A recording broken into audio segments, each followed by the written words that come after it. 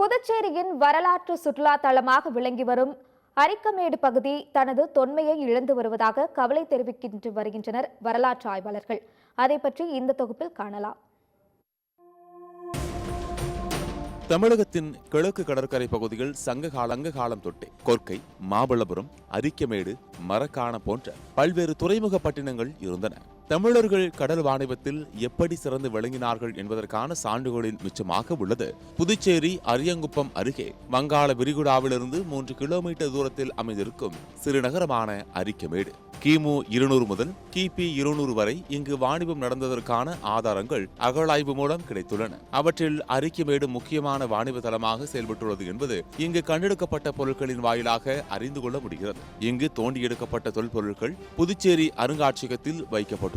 இவ்வாறு பல தொல்பொருட்கள் கண்டெடுக்கப்பட்ட அரிக்கமேடு தொல்லியல் தலம் இன்று அதற்கான எந்த அடையாளமும் இன்றி காணப்படுகிறது. அரிக்கமேட்டின் வரலாறு குறித்து வரலாற்று ஆய்வாளர் அறிவன் கூறுகையில், இந்திய தொல்லியல் துறையின் கட்டுப்பாட்டில் உள்ள இந்த பகுதி இந்தியாவிலேயே முதல் முறையாக அறிவியல் பூர்வமாக ஆய்வு செய்யப்பட்ட முதல் பகுதி இதுதான் என்று தெரிவித்தார். மேலும் இதன் வரலாறு குறித்து தொடர்ந்து தெரிவிக்கைகள், இந்த அகழ்வாய்வு தளத்துக்குரிய மூலமான செய்தின்னு சொல்லப்படக்கூடியது 2000 ஆண்டுகளுக்கு முற்பட்ட வாழ்க்கைய, இங்க வாழ்ந்த தமிழர்களுடைய வாழ்க்கைய ரோமானிய தொடர்பை காட்டக்கூடிய செய்தியா இருக்கு.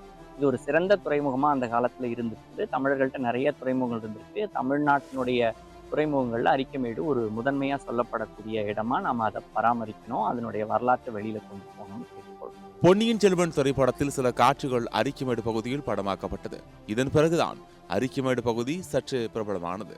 இதனைத் தொடர்ந்து புதுச்சேரிக்கு சுற்றுலா வரும் பயணிகளின் எண்ணிக்கையும் அதிகரித்துள்ளதாக தெரிவிக்கும் சுற்றுலா பயணிகள் தொடர்ந்து கூறுகைகள், பாத்தீங்கன்னா இது பெரிய ஒரு வரலாறு அப்படி சம்பந்தப்பட்ட ஒரு இடம் மாதிரி தான் இருக்கு. பட் அதுக்கேற்ற மாதிரி எந்த ஒரு போர்டு இது மாதிரி இது இவங்க இது பண்ணாங்க, இவங்க பில்ட் பண்ணாங்க, இந்த இயர் பில்ட் பண்ணாங்க அப்படின்ற மாதிரி எந்த ஒரு இன்ஃபர்மேஷனும் இல்லை.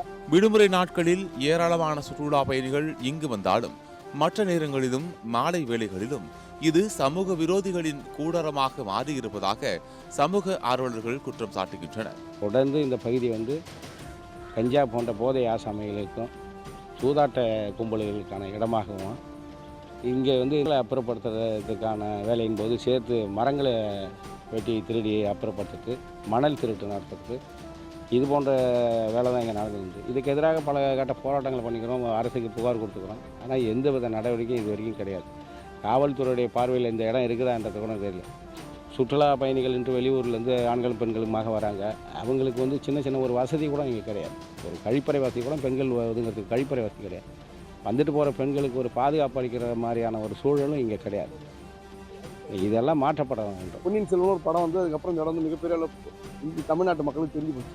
இப்போ அந்த மக்கள் இங்கே வராங்கன்னா இந்த இடத்த பற்றி சொல்லணும்ல. இது எத்தனை ஆண்டு பழமையான இடம், இதோட புகழ் என்ன, இதோட வரலாறு என்ன, இங்கே யார் யார் வந்தாங்க, உலகத்தில் பெரிய பெரிய வல்லாரத்து நாடுன்றான்.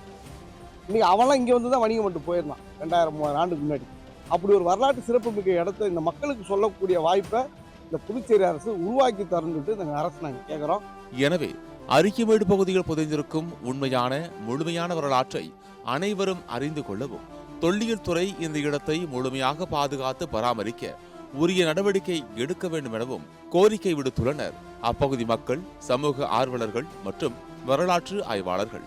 சத்தியம் தொலைக்காட்சியின் செய்திகளுக்காக புதுச்சேரி செய்தியாளர் ஜெயக்குமாருடன் சத்தியம் தொலைக்காட்சியின் செய்திக்குழு.